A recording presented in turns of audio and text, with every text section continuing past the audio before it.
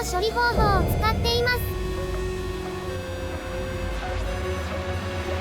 それではよろしくお願いします。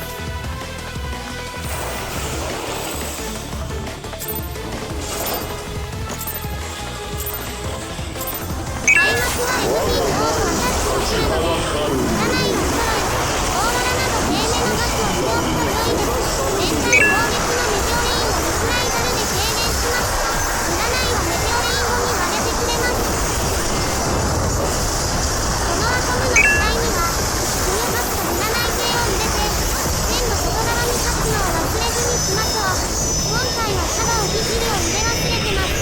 今回はドーナツなので外側に近づいて処理変換を2回あり、次は1回目に来なかったパターンをします。無の達成台数の無が移動するだけ。今回は気にせず、次のメルトドルに備えて中央に寄るといいです。で、ガスが切れたら下側に少しだけ移動すると、この後 DPS も叩きやすいです。拡散と収束波動拡散はペア単体。収束は4機動手出しはせず SP 率のキラにお任せ。2回目の負のスライランパと占い等を出しましょう。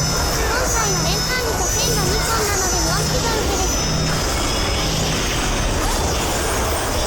次はトントンの激流。ノーマルと全く同様の大ビリミックをしてから玉拾いです。1、紫の順番でペアで玉に当たります。最初のぐるぐる大ビハン後に発令した2個の玉がタンクが受ける玉です。ぐるぐる終わったあたりでダークミックなりなどをすると良いです。玉に当たるときは占いをしています。1つ目の玉に当たったら、目ガスが動くので目ガスが消えてから次の玉に当たりましょう。処理が終わっても隣のペアに巻き込まれないように。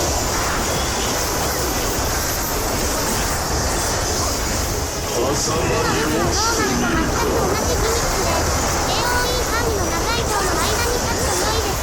その後に、拡散と収束波動がします。波動前にリスライザルを入れると、その後の処理電水まで続きます。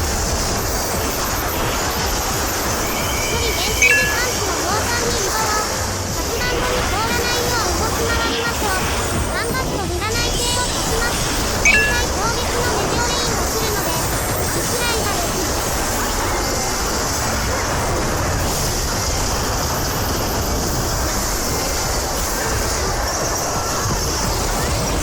こで前半終了。これからザコセーブです。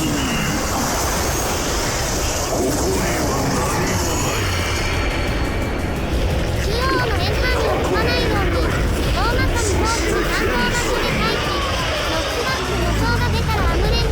現実魔をします。線がついた人には大ビハンドが来るので塔の人に当たらない場所で捨てましょう。中央が湧いたら影取り。同担当になったら線がついた過去に特 A 賞中断します。今回は1回目の大尾担当でした。大きいの高い点で時は見たいのでランプ。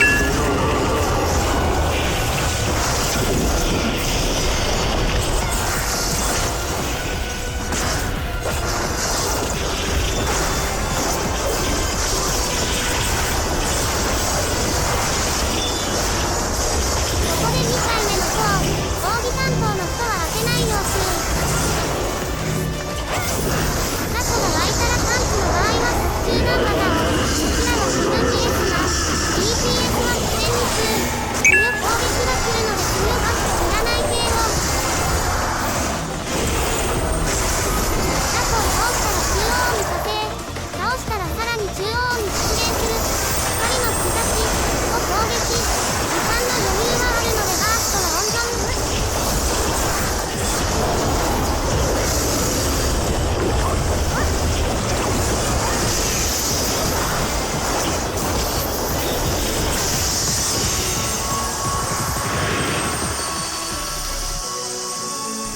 画面反転後にボスが北側に現れるので、近づいて攻撃。移行技はリスライザル。余裕があれば占い。